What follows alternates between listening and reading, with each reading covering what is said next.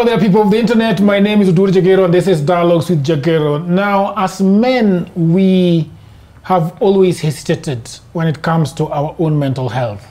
We are always wondering, what should I tell? Who should I tell? Am I even supposed to tell at all?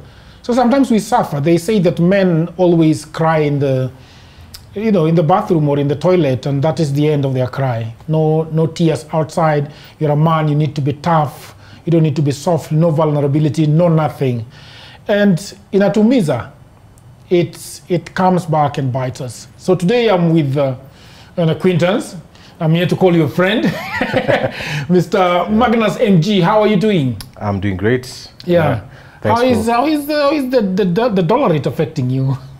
Whoa, yeah, it's a bit crazy. There's some things that we were doing with a friend of mine. Yeah. And, you had costed it at this much, 160. Now it's down at 145. Yeah. Yeah, so, yeah, you have to consider some of the losses. It is what it is. Yeah. Yeah. Yeah. Okay. Some people are paid in dollars, so I think a lot of people are going to be squirming and saying, well, let it stop there. Let it just stop there until the end month. Let's just stop there until the 16th. Let's just stop there until this day and this day. You told me that you are a trained graphics designer. Yeah. That's what you did in school. How did that start? Where did you go to school? First of all, were you raised in Kenyan? No, I was raised in Nairobi. Born, bred Nairobi. Born, bred Nairobi? Born, bred Nairobi. Yeah. Where in Nairobi? Can you tell me a little bit of the start story of were you living in Lavington? Were you living in different places? Yeah. Near State House. So that is right next to, I went to primary school in St. George's Primary School, so right next to State House. That's where we were living, and then moved to Ngong, moved to almost like a village in Ngong. Then that is probably where I built up a bit of my resilience in life as a man, because we never used to have water where we were staying, and I used to carry water with a wheelbarrow every single day, or at least every other day when I was I have to carry water with a wheelbarrow. Did you guys decide, your father went and built there? Yes, my father bought a piece of land, he invested there, built quite a bit, and unfortunately at some point, I think because of the influx of so many people, there was a problem with water, some pipes were diverted, water was diverted, and all of a sudden, we found ourselves now having to, chota maji. Yeah. And I was the guy. Yeah. You're the guy? I was the guy. And by that time, I was already in primary school in very funny, I started primary school in a very good city primary school. Yeah, very St. George's. Prestigious. Then by class 7, I was taken to a school in the village. Proper village. No lights, no power. We used to use a tili lamp. Somewhere in Meru. Right now it's a suburb apparently. Why did they take you there? Was it a discipline issue? No, I think my dad just wanted, I don't know, he used to work there. He used to work that side, so he wanted me closer to him than anything. So he thought, kijana, wacha nimlete karibu na mimi. So I went to boarding school in class 7. I see.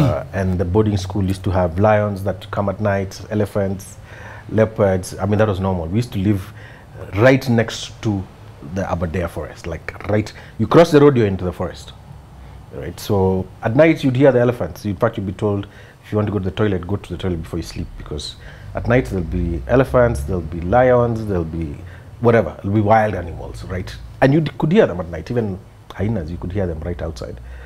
So that was quite a bit of a wake-up call. For some reason, I really enjoyed that school. No power, so from Nairobi being a city boy to being village, we would carry water, ahead with a bucket. You know how the village is. Yeah, typical village life. Especially secondary schools, they can be very... Oh, yeah. Gone through that, finished, went to high school, of course, in Meru. Which high school did you go to? Chogoria Boys. That was a good school. I'm not complaining. That's a great school. So from there now, of course, did my Form 4, finished. Then my dad wanted me to become an accountant. Yeah. And was he one? Yes. Especially a tax story accountant. Of so many people. Yes. And he did, he told me, go and look for a college. And I looked for a college. I came back. I told him SPS. That time it was KSPS. That now it's Inorero University. And I came back. I told him, yes, I found a course, of course, the accounting course. I didn't want to do it. You actually followed through with what your father wanted you to do. Yeah, I did. I gave him benefit of doubt, and I started doing it. At the first paper, I had some papers to sit aside. The second one, then somewhere in the middle, I came across Buruburu Institute of Fine Art. Buruburu Institute of Fine Art is not what I wanted to do. I always had art in me, and that side of art. And I even cut out it was a newspaper in the Nation, and I cut out the ad. And I went and showed my mom, and she told me, hey, but I told her, no, this is what I want to do. And she, at some point, of course, we discussed, but we didn't discuss that I stopped the other school.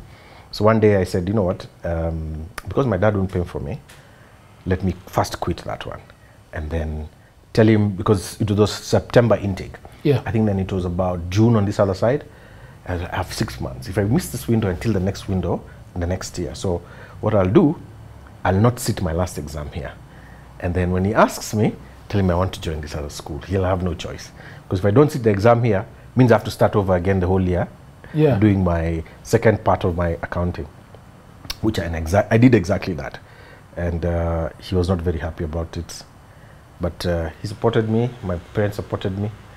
I went to Buruburu Institute of Fine Art, did my entire 3 years diploma, got a graphic design diploma.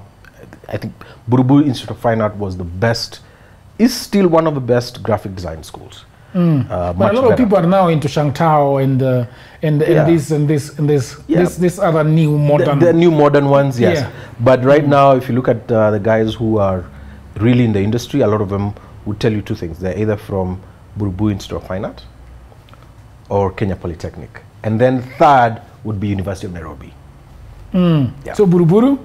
Then Kenya Poly, and then University of Nairobi. And then now, Shangtaos now have come. But most of the people in the industry right now are from those three major schools. Yeah. Tell me, when you were at Buruburu, I've heard so much about Buruburu Fine Arts, School of Fine Arts. What softwares were you guys doing in as far as design is concerned? Well, we had a design class that was computer-aided design. And we, of course, Adobe, the whole Adobe suite that time, and so it was generally the whole Adobe suite. So Adobe Illustrator, Adobe Photoshop, there was CorelDRAW. But because for us we came in when the system had not been set up. So by the time we were leaving is when now the part of the computer classes came in. So we didn't do much. So but we had already learned on our own. Yeah. Because it was required when you go out to the job market. But a lot of our skills were very hand-based. We drew a lot of our things. We drew posters. Everything we did by hand. Drew posters? Yes. Just for, of course, for exhibitions and that. If you need to, especially when you're doing exhibitions, we drew all our posters. We did not design anything on the laptop. Nothing. We did every single exhibition that we did by hand. So it's either you stripped in things or you did it by hand and we presented it as a poster. Drew it. If it's a picture of a boy, I remember is one I did for UN. Picture of a boy crying, and there was a big headline there about how they help, something about helping and what. I did all that with my hand, everything, entire poster, and you get graded on it because it's the concept that you're selling, right? By the time we left, which was 3 years down the line, about 3.5, almost 3.5, because there's a bit of delay. We were already at that point where we had learned computers on our own. We had gone out, we were going to computer bureaus. We had a friend's friend, your father's friend has a computer in the house, you learn. So that's how we learned. And that's typically how I learned. So I learned I taught myself how to use Adobe, the entire suite that time, CorelDRAW, the entire suite. Yeah, then I started my career properly in 2002. I want to take you back a little bit. Yeah. And discuss a little bit of design. Yeah. Right now I don't think people draw. Some people draw with digitally. Yeah. But do you think is there something that when you draw with your hand, it gives you much more ability to think and ability to be creative rather than starting with CorelDRAW, starting with Adobe Suite? Of course. Do you think it gives you a little bit of more of creativity? Of course it does. Sketching, doodling, what we'd call doodling or sketches Yeah. of how you want. For example, I'm doing a poster for this show, and I'd get on a paper, put a square and start, writing what drawing the picture will be here. It'll be a picture of, two of us, facing off, maybe looking like we're, we're about to face off, put a date on it, write a date, blah, blah, blah. And then I'll take that and transfer it to the computer. It's a better way of actually, and faster way, of actually coming up with a creative idea, than sitting on a computer and, starting from scratch with a blank page. However, things have changed. However, I still believe any good artist should be able to draw a sketch. This is how I want to do a poster for Jagero. And this dialogues with Jagero, and the guest is Magnus MG. And, quickly doodle that out, how the vision of, this is how I see this poster. And, it could take 5 minutes to just doodle that. Then transfer that idea onto a computer, and then now, of course, enhance it. That, for me, is a better way of doing it than starting on, on a blank page on Adobe. It's Illustrator. It's a better way. It's a better way. Yeah. Yeah. So you finish. Yeah. And get into the job market. 202, get into first job, land a job as a designer, because my portfolio would speak for itself. It would say, this guy knows how to design. And remember, I taught myself Did you front that one that you did for the UN? Yes, that was always my. I will tell you today, I still have it. Yeah? I still have it. I still have that poster. I still have that poster in my house in a folder, in one of my creative art folders. Yeah. So one day I'll show it. In fact, I'll probably send. I'll take a picture. You take a picture of it and send me, and then when you're talking about this, we can. I'll actually, be able to show I'll actually send it to you. Yeah. Yeah. Then 2002, got in as a graphic designer. Worked on some great work with a couple of great designers, of course, mentors of mine. There's a guy called Conrad. He taught me some good stuff. Conrad Mochu, no? No, not Mochu. Although I've worked with Conrad Mochu before as a consultant. Yeah. But this is another Conrad. And we did some good work. Aquamist, the first Aquamist bottle, design bottle. He led it, and I was supporting him to do the design. So yeah. I remember that as one of the works. One of the great works also we did with another designer called what is his name? Edwin. Forgotten his name. Yeah. We did some work for Slumberland. And Slumberland is the mattress. The mattress. And it was just February 14th. It was a February 14th ad, and it said, "Do it on a Slumberland." That was a bit naughty. And the bed, and that's it. And it got so much heat from the government representatives. Didn't like it? No. Because it was on TV? No, it was just an ad on the newspaper, a small ad. The standard newspaper used to have a small ad on the side, on the corner. Yes. On the corner top front page, very small, and it was a very tiny ad. But you would be able to put that ad on the top corner, left hand side, right hand side, I would say. Ukoju. Yes, Ukoju on the top, and that was it. Do it on a Slumberland, and a bed. You just see a bed there, and of course the Slumberland logo. And we even got a letter, because we are encouraging bad behavior and. Oh wow! Was that Moi? Yes, it was. Bad behavior, encouraging lewd. I can't remember the letter, but it was something to do with encouraging bad behavior, things that are not good for practice as Africans, and we knew. Wow, that's something. Yeah, and that's when I knew, hey, I'm good at this stuff. I'm good at this shit. Yeah, I'm good at this shit. If people are noticing good stuff, that's true. Yeah. So we did that with that guy. He was also a good mentor of mine. Then I moved from there. I went into another place called Michael Jones Software. There we did a lot of publication design. I love publication design, designing books, designing reports, really massive reports, 200, 300 pages with infographics, with text, with pictures. That's one of my loves. I still love doing publication design. It's very intensive because there are a lot of moving parts. Yeah. But it's probably one of the best paying jobs I've ever had. In fact, from that lesson that I learned with, this guy was called Michael Jones. He was actually an accountant. And then he started a design agency and used to design himself. White, Mzungu, Kenyan, cowboy, I would call him. Yeah. Brilliant man. And he learned also, he taught himself how to, in his 40s, he taught himself how to do design. And in his 40s? In his 40s. Late 30s, 40s. And then he started that. He saw a gap with reports, and he started a company, and he employed some people and used to learn with us. And at some point, he was very, very good. This is the boss, this is the owner of the company. So hats off to Michael Jones. He was quite a good mentor and a good, he taught us quite a bit. And with those skills that I learned from him and how to be able to build, I'll talk about it later, but when I started my own consultancy, one of the best gigs I ever did was publication design. You know, get a job like this, you know, you quote 1.5, 1.8 million, you know, and that's a job for 3 months. You know, you've got 1.8 million and you have 2 of them running concurrently. Yeah. You know? Best jobs I've ever done. I still love doing them. I'm pretty good at it, and I don't stop doing them. Just that they're a lot of work and they are long-term projects. It's not I want it next week, it'll never happen. Yeah. This is right now there is a lot of I want it tomorrow. I want it tomorrow, man. It doesn't work. It's very clear. You know, we hear that a lot as designers. I want it tomorrow. There's a price to pay if you want it tomorrow.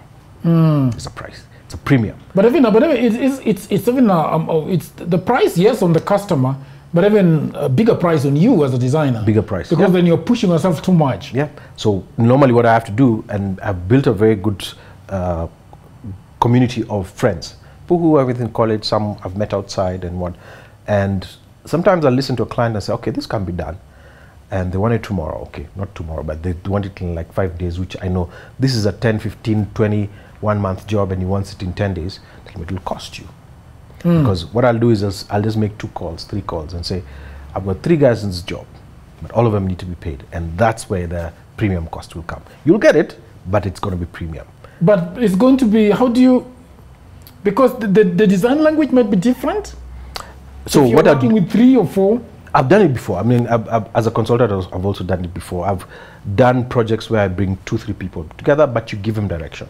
You must guide them, must give them leadership, create the templates, tell them this is what we are doing, this is how we are doing it, this is the font, this is the style of pictures, this is the kind of editing that you're only allowed to do, this is the kind of grading of the pictures. Grading, you know, I'll use the word grading, but this is how the picture should look like. If it's black and white, these are the values you should use. If it's color, this is how much saturation it should have, this, you know, across everything. So guide template, and then you give people work and tell them you've got 2, 3 days to come back to me.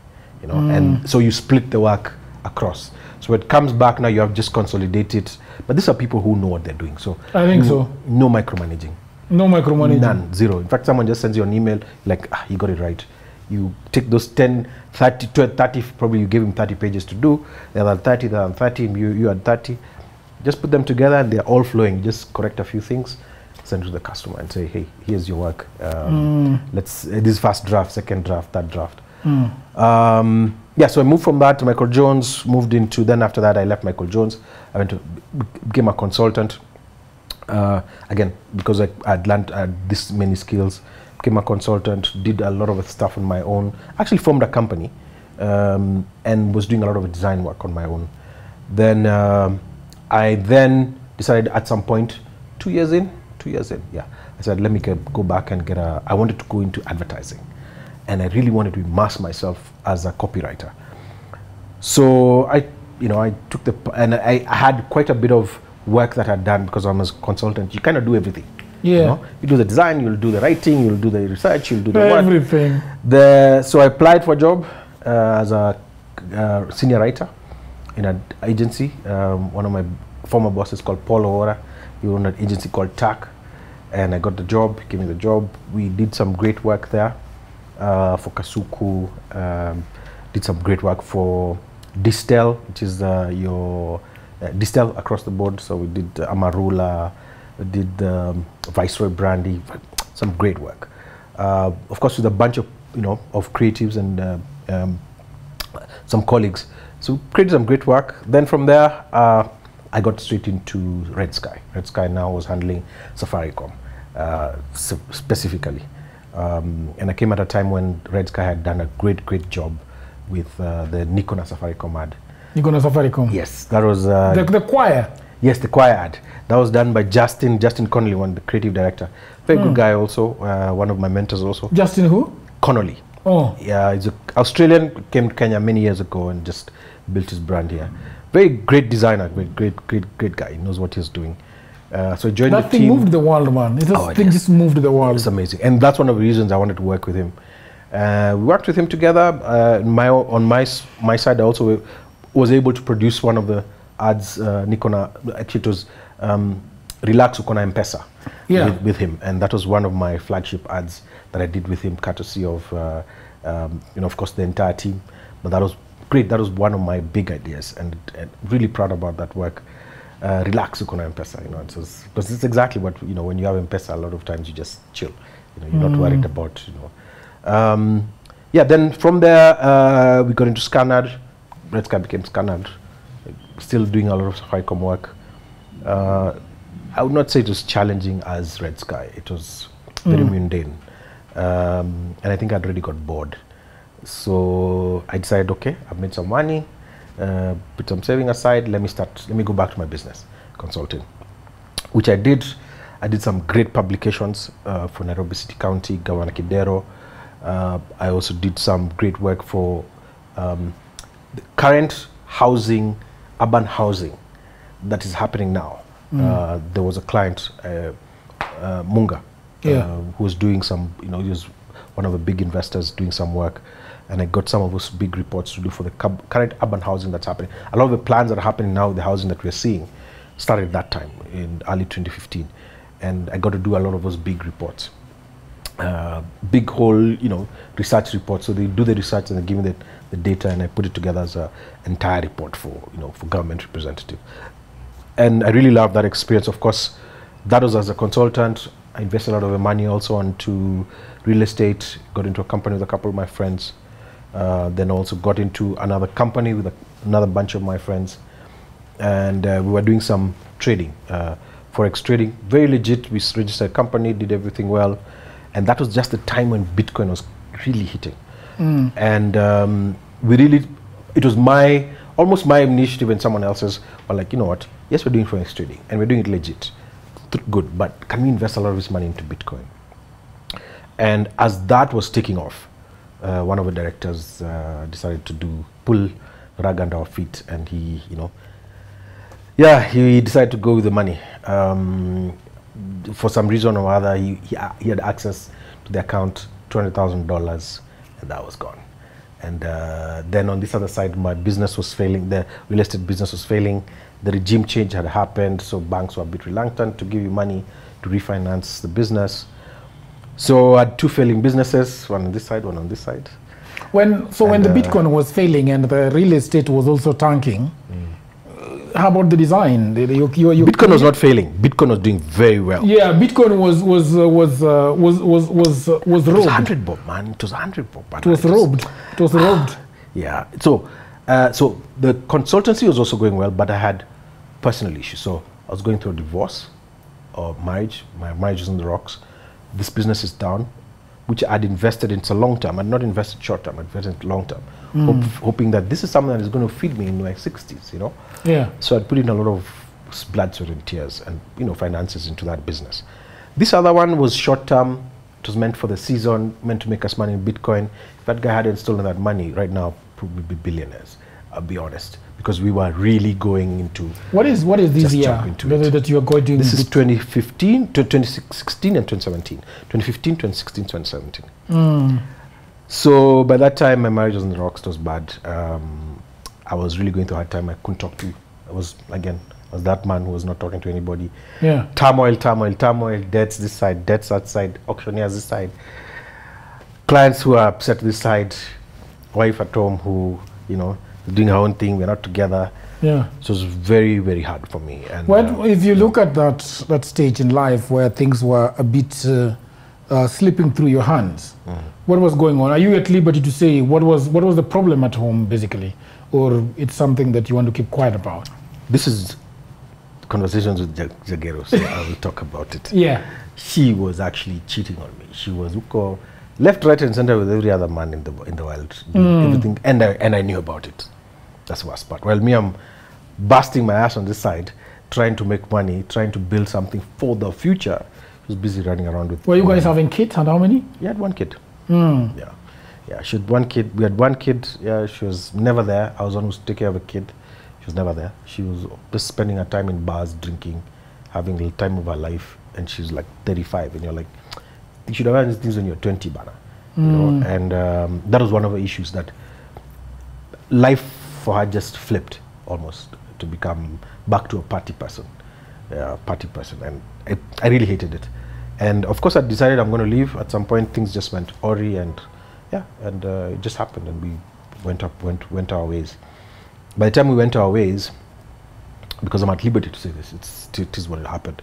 I was already in a very bad mental state because I'd lost a lot of money. One, lost a lot of money, which I didn't know how to recover, and this is from two businesses which I knew had set me up very well financially. You know, a very, very good base. Again, I'm a consultant, so you're now starting to look for work and you have issues happening. Yeah. So the work was also still shaky. Yes, I'd still do work, but I was not as enthusiastic to go out and look for work, because you're looking for the work and getting people to do it with you. You get a team. And that was not working out too well. It was working, but I would say I was not very efficient. Probably I was 30% efficiency, effectiveness. It was really hard. So yeah, it so happened, and one day I went to that business and I looked at what was happening. I don't know what happened. To be honest, up to today I don't know what happened. I found myself in Aga Khan.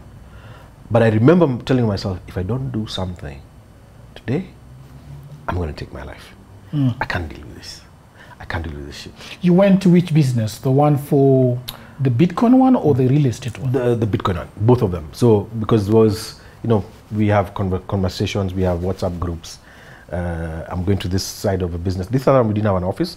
The real estate one, we were building.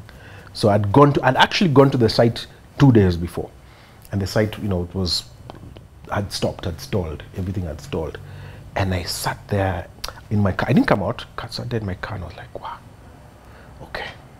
And this 15 million gone. Okay. Then I went to this other business, same day. And I had, in fact, that time, we didn't even know it was a fraud. We thought, something had happened to the guy. He had become sick, so he was not picking his phone.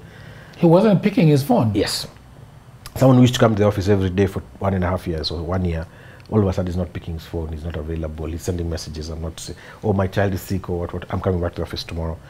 And my heart had just sunk that day. And did you at some point you realize that this guy has gone with the money? Yes, I have very high intuition. And I was like, something's not right. Of course, I tried to call him myself. They tried, nothing. And I knew here there's something wrong. And then when I looked at the backstory, I was like, oh man, you guys authorized what? $200,000? Oh man, my heart sank. You called the bank? No, the team, because we moved money a certain way to a certain account, and I was like, oh man, okay. The finance team, I was like, oh God, that's done. There you just know, hapa tumekulo. Hapa tumekulo. When did you move the money? 2 days ago? Ah man, hapa we are sunk. And I remember I sat in my car. I didn't have a car that they had gone with Uber. And I sat down and I said, wow, if I don't do something today, the pressure that I have, I'm going to do something to myself. And a voice, I would say it's a voice, that little still small voice told me, just go to Aga Khan. Just go to Aga Khan. That time I remember I had a headache, my head was pounding. It was very hot. I'd not drunk water. You'd be having stress for a very long period of time. We're talking about more than 3, 4, 5 months. Every single day it's stressful. And I was like, man, I can't deal with this. So let me first go to hospital. I can't deal with this pain now, first. The headache, the migraine. Let me just go to hospital. And I remember, I asked for an Uber, it came, went. And I walked into hospital, the usual, walked into the, what do you call it? Is it the triage? That one, you asked, what's the problems? I just said, I have a headache, but I need to see a doctor. I'm not feeling very well. I'm feeling very bad. Okay, nurse, big pressure, blah, blah, pressure ilikuwa juu. The usual things. Okay, wait for a doctor. Then I said, okay, while you're getting a doctor, I want a psychologist, because I don't think I'll make it tonight. If you guys let me go, in fact, I told them, if you guys let me go today, if you let me go home today, I'm going to take my life. Because I can't deal with this pressure. I'm really feeling terrible. If you let me go home today, I am not going to do it. I'm not going to make it. And when the doctor came, the psychologist came, And they said, hey, okay, this guy is. And I told him my story. I told him, okay, this is what's happening at home. You know, they asked the right question. They know the questions to ask. What's happening at work? This is happening. What's happening at home? This is happening. And at that point, you know, it was just downhill from there. They admitted me. It took me about almost 2 weeks. I went into a psych ward just for my safety. Worst place ever in my life. Worst place. Now, I hope that you're enjoying this program. Over the last 15 years, I have been working online for clients in America, in Europe, and all over the world. And that is why it pains me a lot when I see a lot of African brothers and sisters saying that they do not have a job. Now, this is the problem. A lot of people are trying to look for a job in 2024 in their own town, in their own country, in their local area. Now, the truth is, there are no jobs in Africa, at least not so many jobs. The good news is that we have internet these days. We have a tablet, we have a computer, we have a phone, and that means that we can do a lot of jobs. And those jobs are online. That is why over the last 4 years, I've been writing a book that is called Digital Goldmine. It is a book that explains to you how you can earn money online. The 18 hustles that I've chosen are basically for Africans, okay? Because what happens when you are doing online jobs is that payment is usually a problem.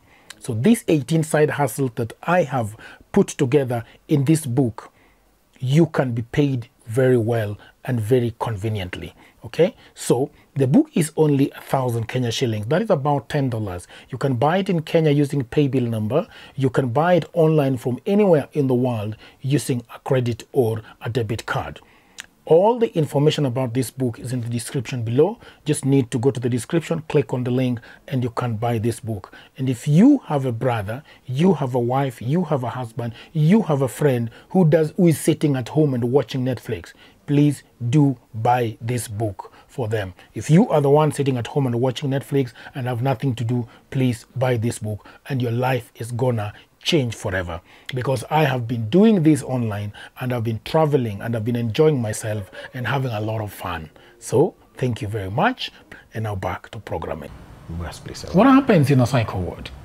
It's a terrible place, especially if you're not in the same space. You're watching everything. It's like a movie. You know, you see like really people who are gone. They're gone. And you can't sleep at night. The screams, you can't. Like people screaming really around you? Yes. Do they have contact with you? Like, you can see them? Yeah, you're together in the same ward. It's a ward, you know. So it's they're there in that bed. But that's dangerous. Exactly. So you're really sleeping one eye open. But then the good thing is at night, they'd give you drugs to sleep. So you'd all be knocked out until 6 a.m. in the morning. No. Yeah. So that's the only. So the drama you'd see during the day, someone wants to jump off. They knock you. They knock you out at night. They knock you out at night. Is that legal? Exactly. And some of them are not even giving you a drug. Some of them come and inject you like, pop. Within 5 minutes, someone is asleep. But those are now for the guys who are really violent. They'll be held nadungwa unaona 5 minutes. Kama ajengia kwa kitanda atalala hapo chini. Mpaka asubuhi. And then how do you think they time these drugs to go for 12 hours or 10 hours? It's set a certain way. I think it's just the shelf life and the active shelf life. It's set to give you about 6 hours of sleep. Oh, I see. Yeah. So it depends on the dosage. Probably they give you a certain amount of dosage so that you can sleep a certain amount of time. Oh, I see. Yeah. So yeah, that was bad. I stayed there 14 days, left there. 14? Yeah, 14 days. I hear that it is very easy. You can go into a psychiatric ward by yourself, but yeah. you don't decide that I'm going out. Yeah, you don't decide. Someone else gets you out. So we had a bit of a. I mean, I was talking to my doctor, telling her, "Hey, why am I here? Oh no, it's because your life. You told us that if you leave, you'll kill yourself." So I was like, "Okay, fine," but I'm not talking to anybody. So of course, the psychologist came back. We talked. We had a chat. Good thing he was a guy. We had a chat and went through some really tough things that I could only speak of with him at that point. And you know, he was very open. You know, it's like he was a married man. He's like, tell me everything. There's nothing I don't know. Nothing's sijawahi sikia. Wewe niambie. Yes. And, you know, told him everything. And I think that was one of the best times I was able to speak to a man openly without having to fear that this guy will talk about my story, you know, in a negative light. You know, this guy will just say, hey, they don't know what's happening. He just goes ahead and says something else. Yeah, and we had several sessions, not one session, several sessions with him. And that therapy really helped me in my life. So I moved out of there and back. What is happening at home when you're in the hospital? What's happening at home? She's still partying every single day. Yeah. Did she come around to the hospital to have a look at you? Yeah, once or twice, but it was not for anything much. In fact, I actually relapsed again because of the stress. I think she came once or twice. My bro is one who took me to hospital. She didn't really care, you know. Didn't really care. Now I don't know because they were the ones who were telling me, but yeah, they were really upset at her. Really, really upset. One of my best mates, who we've been with for 25 years, and my brother, and they told me, this woman, she's gonna kill you, man. Just kill this thing. She wants to walk away, let her go. Just do this thing on your own. This woman is not good for you. She's your problem. She's the main issue. And if you get her out of your life, you'll... Did you agree? Yes, I agreed, 100%. The hardest thing for many men to do, and I was victim to that, hardest thing for any man to do is to walk away from his marriage. Why do you think it is so hard? Why do you think it is so hard? Is it the in-laws? The friends? Is it what the community? It's a couple of things. I would put it like this. Number one, it's our pride and our ego. You know, it's our family. You're married. It's your wife. I would just walk away. Okay? Yeah. You know, I'm the man. You know? Other things, of course, society. I'll make this straight. I'll make this work. Yeah, I'll make it work. You know, I'm the guy. I believe this thing. The other thing is, you know, family, friends. What will they say? You know, elders. You know, what will they say? You know, or what? You know, they'll still tell me the same thing. You know, marriage is kuvumilia, what? You know, so I really struggled with a lot of those things. I wish I'd actually done what I'd thought of. I wanted to divorce her in 2015, but in 2017 happened. I wish I'd done it in 2015 when I left Canada and just said, I'm done. I'm out of here. You know, just let's deal. Let's go. Let's take care of this child alone. But I waited too long until I was at that point where I was in the deepest of the lows. You know, I was the whole of the whole. And was she working herself? She's working. Great job. Had a great job, but yeah. Basically, everything was still on me because I was still making some money and I could still pay some bills. I even used to pay bills from the hospital. I pay bills because that's what I'm supposed to do. That's a commitment. Yeah. You know, but she was not committed. You know, she was running left, right, and center in this Nairobi with every man that you can imagine. And I used to hear those stories, unfortunately, you know. And the good thing, at least I would say I have a few. Did you guys talk about over her sleeping around? Of course, but denied. You know, when did you hear this? You're crazy. In fact, she said that story. I'm crazy. Yeah. Yeah, because now I've been a psych ward. So she made that part of her narrative to cover up. But the good thing is that I have friends. I have good friends, and not just men, women also, who tell me, hey, bro, hey, me, I've seen her, bro, hey, I don't know, but you need to do something about it. And these are people you trust. These are people who I've known. Some of them are childhood friends. Some of them are people who I went to school with. And they'd call me and tell me, I don't know what's happening, my friend, but yeah, you better, something's not right, you know. And when you hear a couple of those from people and you go, okay, God is telling me something. That's enough, and let me make a decision. So we cut that relationship, it ended. I went on my own 2017, 2018, 2019. She remained with the kid? Yeah, I remained with the kid. We're having a very bad tussle even up to now because I want to be a present dad. I've never been one of those guys who don't want to take care of the kids. I fight for my child, but she's fighting for me not to have access. Yeah. It's terrible, man. I sit down and tell her, I even once told her, you know how many men don't want to see their children? Yes. Don't care, don't want anything to do with their kids. And they are bawling this Nairobi. You know, they're drinking drinks worth 15K every night, and they won't pay school fees. You know, they are driving huge big cars, they live in big houses, mansions, but they're not taking care of their kids who live back in, you know, in Eastlands.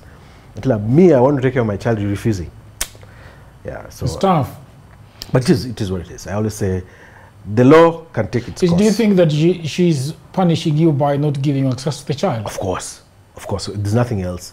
And I always say sometimes, most of the time, it's it's jealousy, it's your dick game, and also because, you know, she just really wants to just see you suffer. Yeah. Right? Yeah. When a woman gives you trouble, a lot of trouble like that, usually there's always dick game involved somewhere at the back of her mind. This guy's probably giving it someone else the same way. I don't know. Yeah, but yeah, but it's the truth. I mean, why would you give me nonsense? And I'm trying to do my best. And I always say it's hard to understand women. Don't try to understand them. Just try and love them. Just trying to understand them, you go crazy. You think so? Yeah.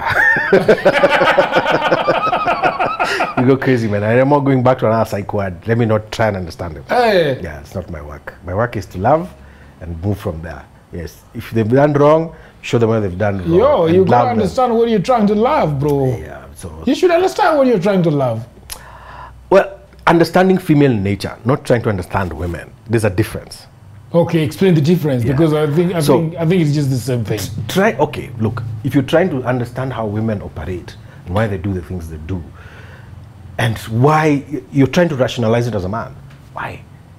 Stop trying to rationalize it. Men are rational, women are emotional.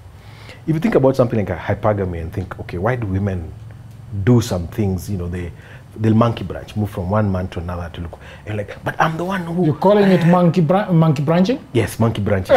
So she's moving from one man. What is monkey branching? Moving from one man who provides, and then she always has a replacement on the side, and she'll move into the next guy. If this guy, for one reason or another, it could not, it's usually even not even money sometimes. It's maybe the guy did something that she feels is not right. She always has like a replacement over there. That guy was in friend zone. She jumps to him, monkey branches to him. And you're like, what, why? I have money. I give her. You know, I do what? And now, there you're going to make a mistake. So, as a man, don't try and rationalize all that. Just say, look, female nature, that is how women are built to survive. They'll move from one man to the other man. It's part of their nature. Don't try and rationalize it. Don't try and rationalize it. You'll go crazy. Literally, because you're wondering how do you think like that? How many men have you had who said, I paid for her school fees, nimpeleka nini, kamjengea mama yake nyumba, I built for mama house, I did what? Donated a kidney. And then she left. Yeah, donated a kidney, and she still walked away. You're trying to rationalize it. Stop it. That is the mistake we make as men. Just understand these people are emotional beings. Love them as they are, understand the female nature, and then now start building walls and boundaries for yourself based on this new knowledge of how do you build walls and boundaries? Because I think that's the problem that a lot of men are having, building boundaries. Never let women disrespect you.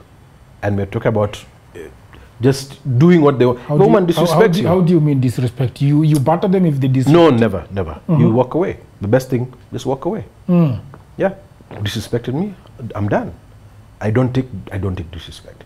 In fact, one thing that I always say, a woman disrespects me, that's the end. We are not discussing. There's no discussion. I have... What would you say is disrespect? Talking badly to me, abusing me, you know, going out and sleeping with other men. That one is done. I can forgive you, but it's over. We are not doing this anymore. It's done. You can be the best. You can be a solid 10. Solid what? A solid 10, right? Yeah. Very hot woman, very hot, everything. Your career is going well, everything is nice, great about you. But the minute you cross there, I'm like, no, I'm done. It's okay. I can find someone else like you. Yeah, men need to understand that. This thing of men killing women, femicide, it is a problem. Honestly, it is a problem, and men have got to the point where... Why do you think men need to follow women to their grave? It's 190s. It's just having no frame, having no... You're putting a woman in front of you, put her on a pedestal. You've thought that, you know, she's the best woman ever in the entire world. It's nothing like that. You should understand that this woman she's a woman, number one. She has female nature that guides her. And that guide is, you can't deal, as a man, you have no, what I would call it, you have no right to try and stop that guide. So if she decides to, you know, cheat on you, for example, the best thing to do is just leave her. Why are you trying to, why do you want to kill her? For what? There's so many women out there who are waiting for you with open arms. Why? Just tell her, okay, fine, you did so and so, good. Our relationship has ended. I'll say probably some men, the reason why they're following to the grave is because they opened for them supermarkets, opened for them salons. That's your and fault. Took them to school. That's your fault. Why did you do that? You thought that she was the only woman who's... I do that for the people I love. Yes, true. And men love unconditionally. However, that's why I said it's important to know that when we rationalize things, women don't rationalize them the same way. So don't expect her to think like you. Because you took her to school, you opened for her supermarket, you bought for her an X6, you bought for her a house in Modaiga, you took her kids to school, the kids to school, you know, she's a housewife, you even give her 1 million every month, you know, just to upkeep, that she'll be loyal to you, my friend. In fact, that's the minute she'll not be loyal to you. So if you find her sleeping with another man, blame yourself. Because you spoiled her. Why did you spoil her like that? And if you spoiled her like that, you probably have 3 or 4 or 5 like that. Then she does that, you say, okay, fine, cheers, and move to the next. Yeah, don't feel bad about it. You chose to do all that. So if she goes against it, tell yourself. And you did not give fault. her the X6 so that she stays forever. Yes. You gave it as a gesture of love. Exactly. She's not yours. You're just there for now. There's always going to be someone else. Always going to be someone else. Do you think there is one man for every woman? There is one man there is one man for every woman, or women? No. There's no one for no one. That thing is romantic. It's a Hollywood lie. There's no one who's your soulmate. That's nonsense. That's all feminism shit. There's no one.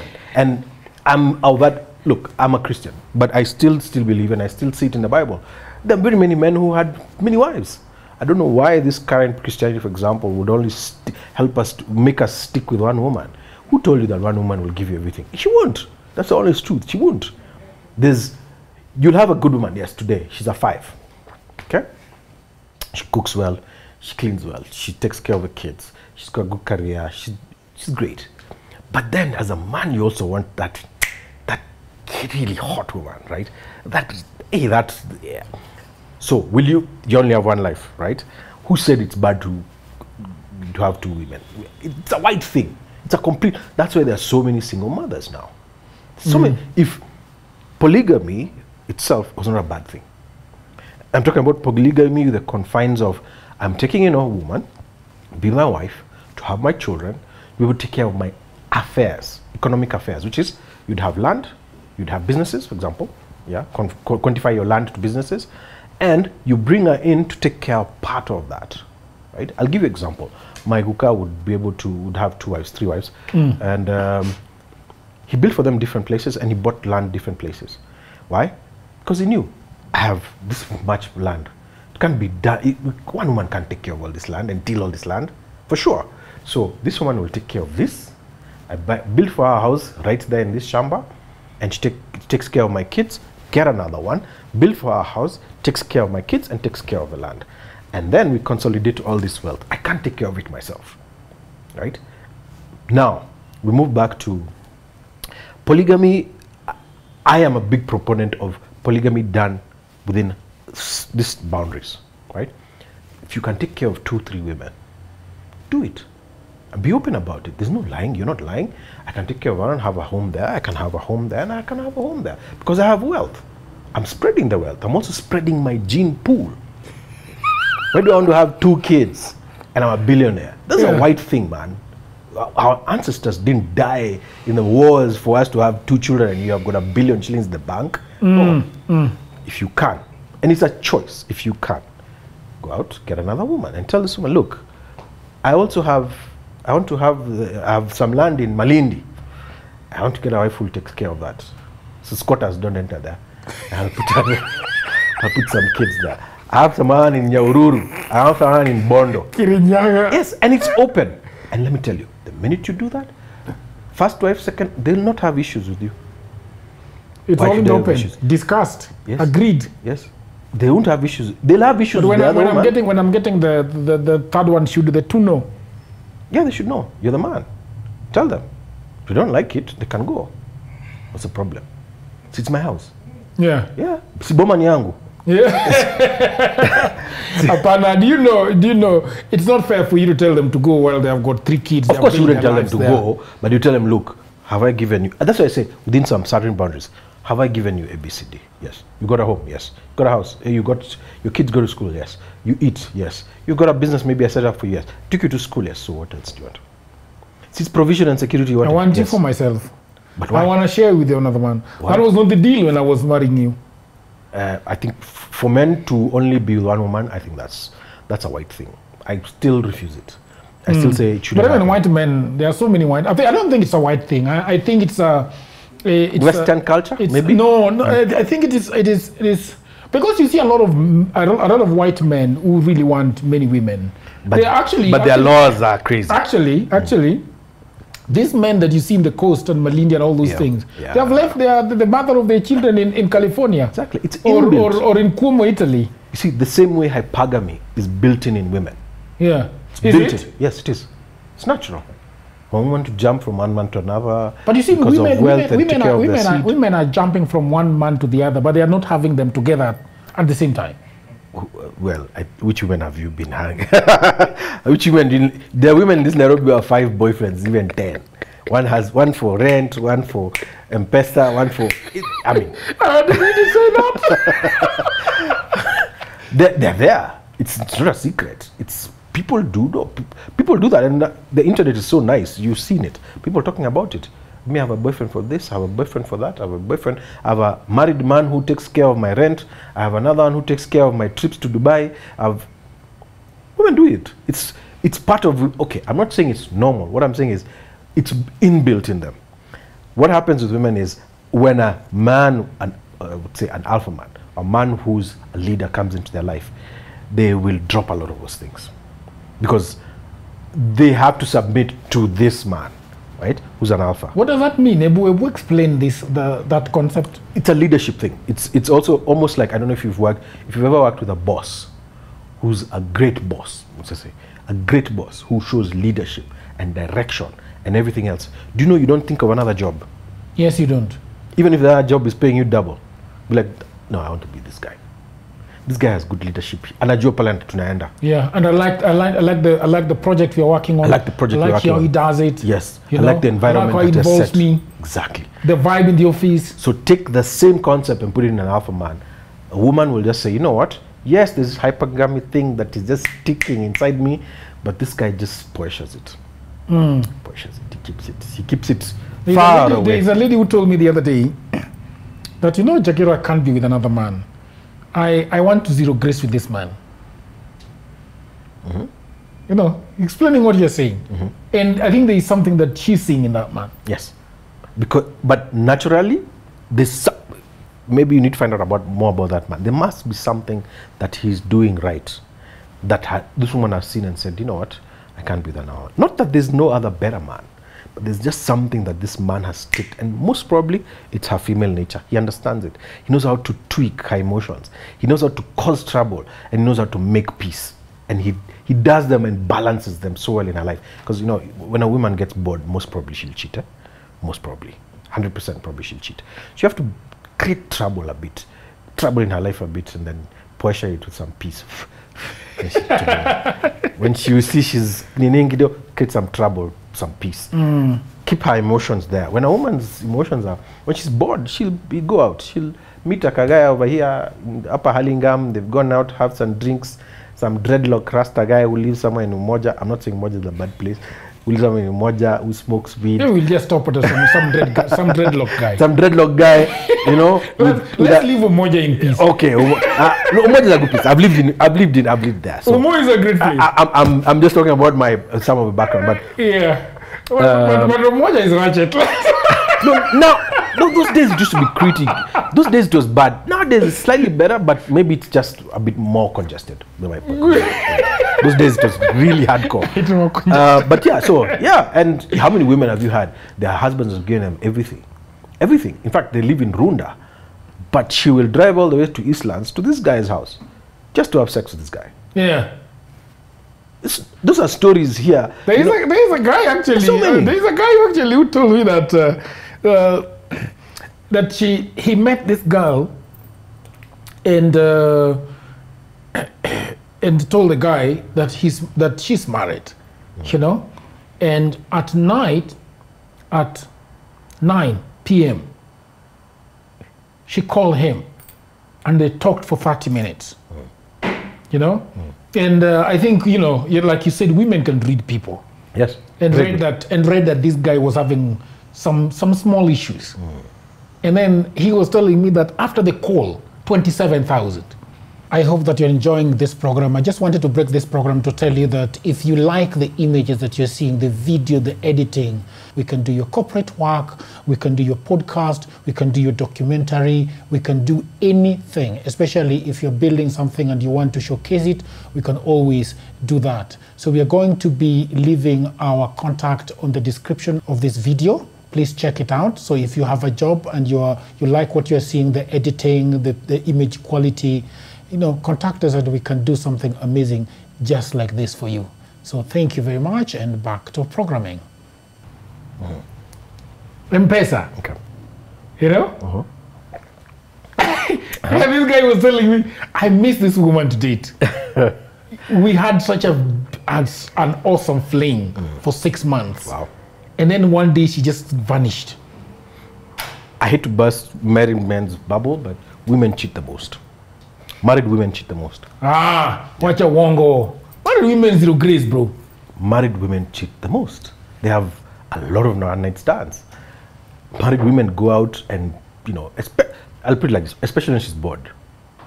She's looking for some fun in her life. And, you know, she's just been having this guy who's giving her weak dick. You know? Weak dick? Yeah. She most likely cheat. 100%. What's a weak dick? And that's why I try and encourage men, if you always make sure the bedroom is on fire. Then what matter how your day was, just make the bedroom on fire. How do you do so? Keep fit, stay strong, you know. Avoid alcohol that will, you know, impair your abilities to be able to, you know, to have sex. You know, plan it, you know, tell yourself, I got to make sure that this woman is, you know, I've got to take care of my affairs in the bedroom. Always, 100%. No matter how your day was, whatever. No, of course, if it's a medical issues, if it's a medical issue, then yeah, that's something different, both on her end or your end. But if you're both okay, man, don't just don't push at this thing. Go for it. What is the men are suffering in 2024? They did not start suffering in 2024 for the last several years. Yeah. Men, I think the tables now have turned. Yeah. Men are really suffering. Yeah. No money, no proper jobs. Everywhere you go, you know, most of these NGOs, if you go these days, is just 100% women. You know, women are driving the best cars in Nairobi right now. I mean, but then you realize that still men are asked to be leaders. You are the one who's saying you should be a leader as a man. You know, leadership doesn't start with money. Yes. Yeah. So as a man, first, how do you lead a woman who has got a V8 and you've got an Uber car? First, you shouldn't. Lead yourself first. Lead yourself first. Why you with a woman who's driving a V8 car and you don't have? She loves you. The only reason she'd probably love you is your dick game at that point. There must be something you're doing. No, come on, man. She would love you for nothing. No. Women can love you for who you are. Men love unconditionally. 100%. Unconditionally? Okay? Yes, men love unconditionally. 100%. Women cannot love unconditionally. Really? They have conditions. That's a very bold statement to say, Mr. MG. It's true. Women cannot love you unconditionally. They have to love you because you give them something. That something could be security. Material something? It could be security, yes. It could be emotional. There's something they give you. And the minute that thing starts diminishing, they will look for it somewhere else. They won't just say, imeisha tu, acha tu nikae tu na mtu wangu. The love will end. You know, the funny thing is that these men in Hollywood, when they get into scandals, divorce proceedings start. They get into a problem. They are failing at their business. You hear that divorce is also attached to that. Yeah. Like as a man comes down financially or is no longer in the spotlight, Kibe posted something very, very serious. Okay. And if you look at it, you think that Kibe is petty. This gentleman, the highest followed guy on Instagram, That's the black African from I don't know, Italy or whatever. Yeah. You see? Yeah. Kibe showed out his girlfriend. And Kibe was telling his fans, this woman, you see this woman with those, you see those legs, you see that skin color, you see that hair, that white woman, he doesn't go for that black boy for nothing. It is his money. Exactly. Yeah. I disagreed. Let's give it time. Let's give it time. So yes, you were explaining that women love, there's something that they are following. Women follow value. She has to be getting value out of you. She has to be extracting value out of you. Men just naturally, you have to build yourself and get something so that women can look at and want to extract from you. Okay? So you build value to get a woman. You have to, well, you build value to make your life better, and part of that make your life better is have an option of many women. When you build your value, you have options. You have a sea of women who are your options, who you can have. That's just one of the things. The other things are opportunities. You know, money brings opportunities, money brings networks, connections, and all that. So that's why it's important for a man to build value. So if you have, you don't have a car and she has a car, and you think you're going to last, it's not going to work. I'll tell you for sure, 100%. Unless you work so hard to outdo her. If you don't, the only two things that are happening, she's either pretending. There's someone else who's doing that dick game on her, and she's just maintaining you for the status quo. For the status quo. Even women are afraid to get divorced, so they might just keep you there so they don't have to go back home and say, hey, tuliachana. So they'll just keep you there, but on the side, there's a guy riding that thing, man. She's calling someone daddy every single night. And it's not our father, man, so people can really keep appearances. So you always have to know these things. My point to men is build yourself, right? I'm not saying you have to be a millionaire. Your goal is to be, maybe your goal is not to be a millionaire, but build value. Do something for yourself. Have some cash disposable, or have assets, and continue building and work hard to build something for yourself, not for your children, never. Not for your wife, no, you. Then whatever you've built, you can share with them. That's the best way to look at it. Yeah. Don't build it for them. Build it for yourself.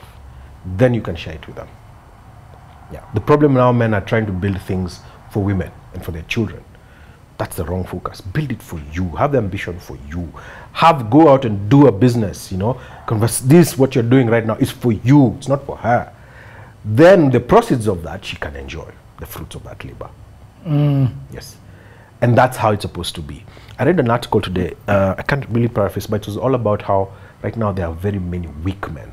I've said this for a while. It's a generation, okay? And then generation also permeates it permeates society across. So a lot of men want to be kept by women, you know, want to just chill, do nothing. Me bana nimeuza njugu bana. I've sold peanuts, man, right? I've stayed in really tough conditions, man, and I've got out of it. And not once, right? I made a couple mistakes here, lose some money, you're back into living in, you know, a one-room little tiny home, a house, you know, and you make the most of it and you build yourself back out. A lot of men right now are complaining, right? One thing I never did when I was down is complain about I told myself, I got myself here. I made the wrong decision. I trusted her too much. I did what? I made this, I didn't follow my intuition. I saw the red flag. I blame myself. Then I went back and rebuilt again. So a lot of men now you know, alinifanya hivi, sikufanya. It doesn't matter. Like, do you know a man can be a millionaire without even going to school? Yep. Yeah. So all the guys out there saying, you know, nilienda shule na sina kazi, meka home. Okay, yes, there's a major problem right now with unemployment. You cannot deny that, right? Opportunities are less and less. But there are also other opportunities elsewhere, and probably that's another thing that we need to talk about and expound for men. There are other opportunities that are open, and some of them are not your traditional, you know, office jobs. Definitely they're not. Some of them are opportunities that are there in the tech space. You know, AI is big right now. What are men doing about it? Are men going and diving into it? In fact, are you starting to upskill yourself? Everyone has a phone, at least a smartphone, right? At least a relatively good smartphone, right? You can start learning, reading, knowing about, go to YouTube, go to blogs, so many blogs, go to, download a couple of apps which are AI, start learning how this thing works. ChatGPT is free. Start learning. Start seeing how you can be able to monetize what you're learning now. This thing of saying, oh, kuna kazi, na nini, I feel sometimes it's just also a blame game. Yes, it's hard. I don't refuse. It's harder than our time when, we're saying hakuna kazi. Right now it's different. Yeah. But you can't sit and wait, and you can't wait for society to help you. No one is coming to save you as a man, kwanza. No one. No. Women are saved all the time. A man will take a woman from the pits, she's from a broke family, or poor family, and bring her out of that and bring her family out of that. How many women have you had have done that to men? So always know as a man, you have to be the one who's building yourself, right? It's acceptable. You got a good lady, she's from a poor family, she's a poor background, and you pick her and you tell her, I'm going to do this for you. That's accepted. But never be the man who says, I'm waiting for a woman to do that. Come on. And so many men right now, men, I would call them younger men mostly, are doing that. They're waiting for women to save them. It won't work. That's why a lot of them are also committing suicide. When you realize the reality, no woman is going to save you. No one is going to save you. And you only have yourself. No woman is going to take you to school and build your house. Never. It'll never happen. Really? Never. Unless you're a gigolo. What is a gigolo? You're giving a dick game. And that's your payment. So either way, it's a job. So if you're good at it, go for it. Wow. Yeah, because it's a job. Mr. MG. It's a job. If she's paying you for giving her a dick, go do it, man. But just know that you can't sustain it for long. So get a real business. Do something. What I'm just saying is, we can't sit as men waiting for the world to save us. We gotta do something about it. We gotta go out and work hard, or work ourselves out of that hole that we are in. And we have to do it every single time. Sometimes you have to do it more than once in your lifetime. Yeah, some people who are lucky probably never get to do it.